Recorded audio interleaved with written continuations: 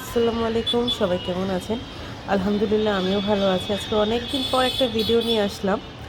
Mister নুডলসের একটা ramen রান্না করেছি। তো জানি না এটা কেমন হয়েছে বা খেতে কেমন হবে, এটার টেস্টও আমি জানি না। তো দেখা যাক এটা কেমন হয়।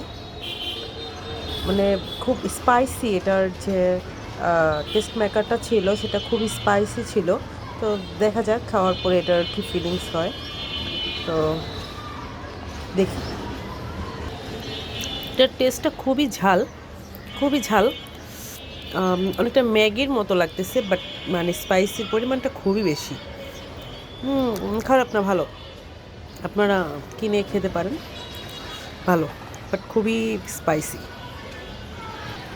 আমি ব্যালকনিতে বসে বসে খাচ্ছি আর প্রকৃতি দেখছি। যাই হোক, কিছুদিন আগে যে অবস্থা হলো ভূমিকম্পে, পুরো বাংলাদেশ কাঁপিয়ে দিয়েছিল। আল্লাহ তালা আর যাতে এভাবে না কম্পন সৃষ্টি করে। সত্যি কথা বলতে আমরা অনেক ভয় পেয়ে গেছিলাম সবাই। আল্লাহ তালা যাতে আমাদের সবাইকে হেফাজত করে, ভালো রাখে, যে যেখানে আছে সবাইকে আল্লাহ যাতে ভালো রাখে, হেফাজত করে। আমি এটার মধ্যে কিছুই অ্যাড করিনি, শুধু পানি দিয়ে জাস্ট টেস্ট মেকারটা অ্যাড করে নিয়ে নিয়েছি, কারণ আমি জানিই না এটার টেস্টটা কেমন হবে।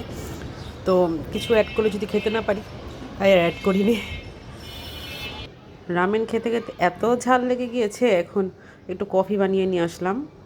মনে হচ্ছে যে এখন একটু মিষ্টি খাওয়াটা খুবই জরুরি, কারণ খুবই ঝাল ছিল নুডলসটা। তো একটু কফি বানিয়ে নিয়ে আসলাম।